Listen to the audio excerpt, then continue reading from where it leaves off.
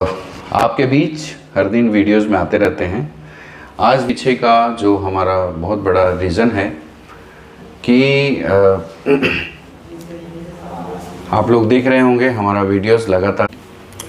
देखिए, सबसे बड़ी चीज़ है कि मैं जहाँ पे हूँ भिलाई है, छत्तीसगढ़ है, और छत्तीसगढ़ के जो पेरेंट्स हैं, मुझे बहुत समझाना पड़ता है पेरेंट्स को कि इसमें जो सबसे बड़ी चीज़ है कि जब भी मैं पेरेंट्स से बात करता हूँ तो कई तरह के पेरेंट्स से मेरी बात होती है, और मुझे जो चीज़ें लगता है कि कहीं ना कहीं बहुत ज़्यादा चीज़ों को समझाने की ज़रूरत पड़ती है और बहुत ज़्यादा चीज़ों को बताने की ज़रूरत पड़ती है, जो ये कहीं ना कहीं एक दुर्भाग्य की भी बात होती है।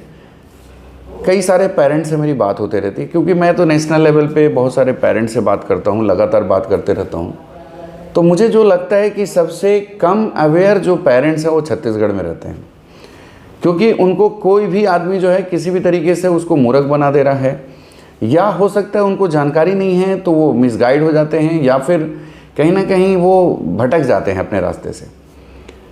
मेरा ये कहना है कि जो भी बच्चे का सफलता होता है, चाहे वो मेडिकल लाइन में जा रहा है, वो इंजीनियरिंग लाइन में जा रहा है, इसमें 3 कड़ी होती है। सबसे पहला कड़ी तो जो है पेरेंट्स होता है, दूसरी जो कड़ी होती है वो टीचर होता है, और तीसरी जो कड़ी होता है वो बच्चा होता है।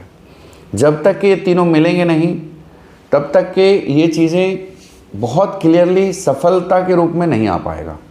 तो मेरा कहना है कि जैसे पेरेंट्स से कभी बात होती है तो वो बताने लगते हैं कि मुझे नहीं पता कि बच्चा क्या करेगा। अब बताएं कि आपने उसको पढ़ाया लिखाया, 12 जो भी क्लास 12 तक के पहुंचाया। अब गार्जियन कोई बोलेगा कि हमारे बच्चे को क्या करना है हमें नहीं पता है। ऐसा नहीं है, आपको भी थोड़ा अवेयर रहना पड़ेगा, बच्चे को भी थोड़ा सा अवेयर रहना पड़ेगा कि भैया हमको करना क्या है। तो पहला ये होता है कि बच्चे का इंटरेस्ट। अब गार्जियन इतने दिनों में ये नहीं पूछ पाए कि बच्चे का इंटरेस्ट क्या है। अगर बच्चा इंटरेस्टेड है कि मेडिकल लाइन में जाना है तो उसको मेडिकल लाइन में भेजिए। अगर लगता है कि नहीं उसको शासकीय जो भी गवर्नमेंट के फील्ड में जाना है, सरकारी नौकरी लेना है, तो उसको उसके फील्ड में भेजिए। या फिर लगता है कि नहीं हमको बिज़नेस करनी है तो बिज़नेस के फील्ड में उसको इंटरेस्ट है तो उसके तरफ में भेजिए उसको पढ़ाई करके।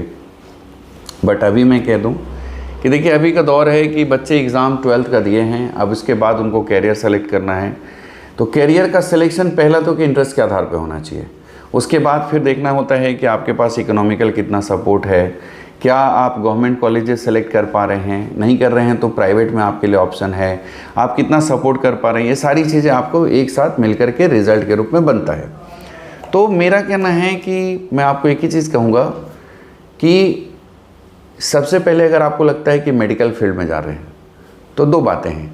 अगर लगता है कि आपका बेस अच्छा है तो आप इस बार ट्राई करें, 2025 नीट का तैयारी करें, और अभी 1 महीने का समय बचा है। 1 महीने में क्रैश कोर्स भी है। अब ये क्रैश कोर्स में पूरी सिलेबस ख़त्म कोई भी कोचिंग वाला नहीं करता, लेकिन उस बीच में आप एक चीज़ को कर सकते हैं कि उसके पैटर्न को समझ सकते हैं।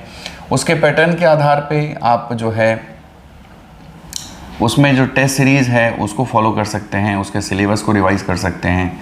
हमारे यहाँ 6-6 घंटे की क्लासेस चलती हैं, साथ में प्रैक्टिस DPP है, वो है, फिर टेस्ट सीरीज़ है, स्टडी मटेरियल है, ये सब चीज़ देते हैं। अगर लगता है कि आपका बेस कमज़ोर है और अगर लगता है कि आप 2025 का नीट सरकारी कॉलेज नहीं निकाल पा सकते हैं, तो आपके लिए साल भर का कोर्सेस है। साल भर के कोर्सेस में जो है आप पूरे अच्छे से पढ़ाई करेंगे और साथ में फिर आपका रिज़ल्ट आएगा। मेहनत करेंगे, मेहनत का रिज़ल्ट आपको मिलेगा। लेकिन मैं आपको एक चीज़ बताना चाहता हूँ, यहाँ के पेरेंट्स को बताना चाहता हूँ कि बड़ी तेज़ी से बाहर के कोचिंग है, जैसे कि कोटा से है, चाहे आपके और भी बाकी जगहों का, जैसा कि आप समझ सकते हैं कि दिल्ली से, या ब्रांड जैसे कि 2-3 हैं जो ऑनलाइन प्लेटफॉर्म हैं। ऑनलाइन वाले अपने आप को ब्रांड बना करके बाकी जगहों पे ब्रांच, फ्रेंचाइजी ये सब काम कर रहे हैं। आपको कोचिंग की सच्चाई आपके बीच में रखना चाहूँगा कि 2 चीज़ों से बचना है। पहला ब्रांड और दूसरा भीड़। ब्रांड बनाने के बाद वो अपनी ब्रांड को बेचते हैं और उसी का इन कैश जो है पैसा कमाते हैं। मेरा कहना है कि पढ़ाई जो है ना, एक कम्युनिकेशन की चीज़ होती है। एक कोई साधारण टीचर हो चाहे एक बहुत टॉप लेवल का टीचर हो, अगर बहुत बड़ा क्राउड में अगर वो पढ़ाएगा तो वो भी ठीक से नहीं पढ़ा पाएगा। तो मेरा कहना है पहला कि लिमिटेड बच्चों के बीच में ही सिलेक्शन करके आप कोचिंग को ज्वाइन करें, जहाँ पे 30 से 40 बच्चे या बहुत ज़्यादा हो तो 50 बच्चों के बीच में पढ़ाई करें। दूसरा कि जो सबसे इम्पोर्टेंट होता है, एक ऑनलाइन का जो चीज़ें चल रहा है, मैं आपको बता दूं कि ऑनलाइन की सच्चाई को आपको समझना है। नहीं तो भाई आपका पैसा है, आपका समय है, आप पैसे को कैसे खर्च कर रहे हैं आप जानें, आप अपने समय को कैसे खर्च कर रहे हैं आप जानें।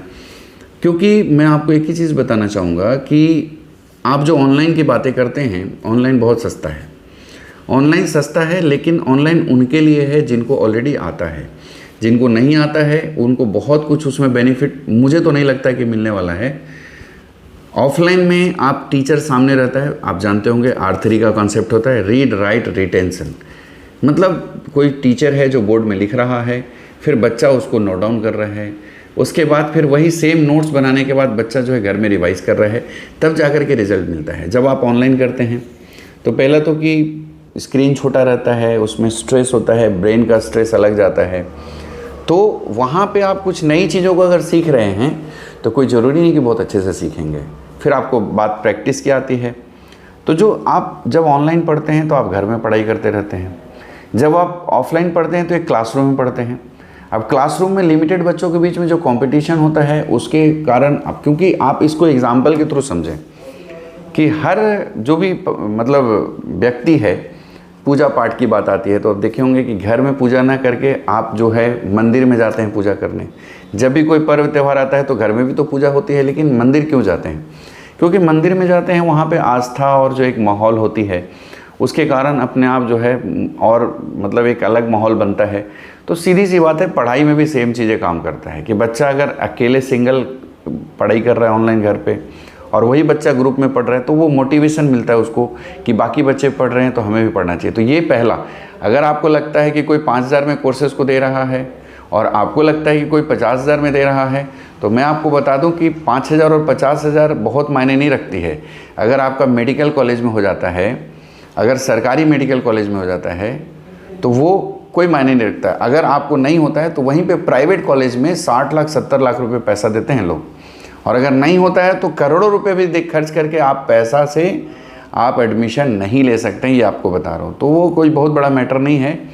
आपका ही कोचिंग है, मेरा कोचिंग है, आपको अगर लगता है कि इकोनॉमिकल, लेकिन अगर आपके पास पैसा है और पैसा बचा रहे हैं तो आप सोच लीजिए कि इसके एवज में ज़्यादा पैसा दे करके आपको बाद में फिर मेडिकल कॉलेज में एडमिशन लेना पड़ेगा। तो मैं 2 चीज़ों का हमेशा पक्षधर नहीं रहा हूँ। पहला कि भीड़, क्योंकि मैं भी एक टीचर रहा हूँ, मुझे भी पता है कि मैंने भी आनंद सर के यहाँ पढ़ाई किया, एक बैच में 250 बच्चों के भी पढ़ाई किया, और वहीं पे कुछ हमारे दोस्त थे जो कि लिमिटेड बच्चों के बीच में गए थे, उनका परफॉर्मेंस बहुत अच्छा रहा था। तो ये आप मान के चलिए कि अगर भगवान भी सामने में रहेंगे और वो भी पढ़ाने की कोशिश करेंगे और क्राउड होगा तो परेशानी वहाँ भी जाएगी। तो मेरा कहना है कि टीचर है, कोई भगवान नहीं है कि भाई तथास्तु करें और बच्चे के सब कुछ चीज़ें आने लगे। तो लिमिटेड बच्चों के बीच में ही आइए, चाहे आप किसी भी इवन स्कूल टीचर से आप पढ़ाई कर लीजिए, वो ज़्यादा आपको बेनिफिट देगा। बस बनिस्बत कि आप ब्रांड बोल करके दिखावा और बहुत ज़्यादा AC वेसी ये सब कुछ चीज़ें पूरा मिलेगा, लेकिन पढ़ाई सबसे इम्पोर्टेंट है। भिलाई में भी है कुछ ऐसे कोचिंग है जो ब्रांड बोल करके बहुत ज़्यादा क्राउड कर लेते हैं, एक बैच में 100-200 बच्चों को बैठा लिए, आखिरकार आपको कुछ नहीं मिला, सिर्फ भीड़ मिली और कैरियर कुछ नहीं मिला।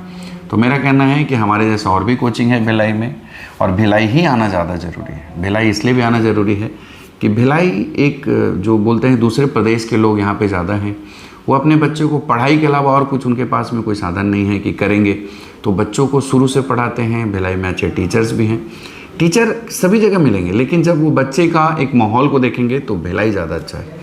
तो मेरा कहना है कि 2-3 चीज़ों से बचना है। ब्रांड से तो सबसे पहले बचना है, क्योंकि आज इतना बड़ा व्यापारवाद हो गया है कोचिंग का कि इसमें 100 करोड़ 200 करोड़ सुनते होंगे, 1000 करोड़ का इन्वेस्टमेंट करके मतलब एक फैक्ट्री टाइप का बना दिया गया। तो छत्तीसगढ़ के जो लोग हैं उनको मैं समझाना चाहता हूँ कि बच्चा आपका है, भविष्य आपका है, पैसा आपका है, समय आपका है। अब उस समय को आप कैसे यूटिलाइज़ करते हैं, क्योंकि मैं समझा सकता हूँ, बाकी मानना नहीं मानना आपका बात है, लेकिन मैंने जो अपने 25 साल के इस कैरियर में मैंने जो देखा कि अभी कोरोना के बाद से जो एक ऑनलाइन और एक ब्रांड का जो एक चला, वो कहीं ना कहीं लाखों बच्चों के भविष्य को बर्बाद कर रहा है।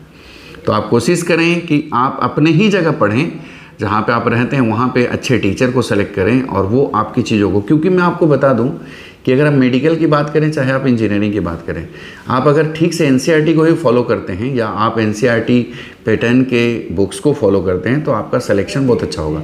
लेकिन उसमें पढ़ाने वाला, समझाने वाला और आपको प्रैक्टिस करवाने वाला, ये चीज़ें अगर सही है तभी आपके बच्चे का भला होगा।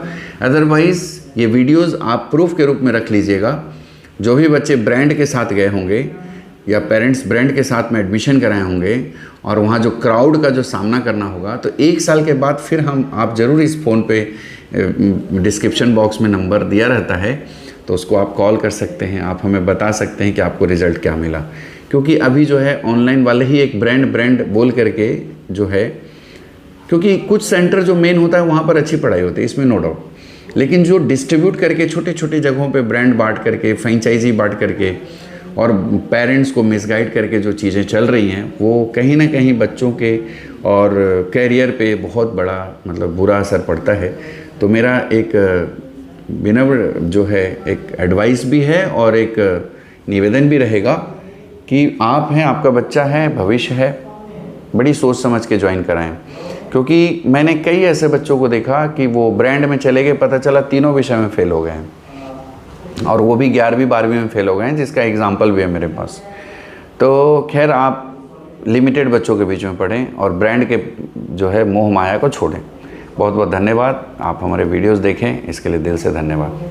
Thank you.